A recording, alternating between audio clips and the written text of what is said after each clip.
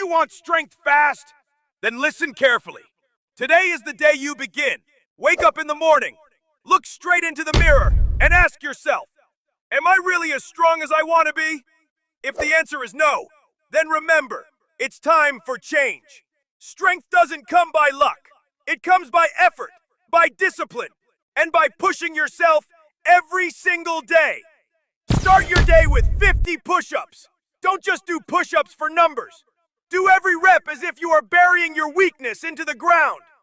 Ask yourself, how many can I do today? 10, 20, maybe 30?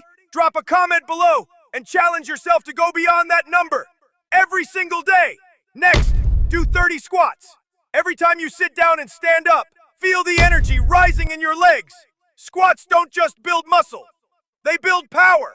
The kind of power that makes you unstoppable in life. Push until your muscles burn, because that burn is the fire that forges strength. And finally, hold a 1-minute plank. It sounds simple, right? But in that 1 minute, your arms will shake, your core will scream, and your mind will beg you to quit. That's the moment where real strength is born. When your body says, stop, but your mind says, no, I will keep going.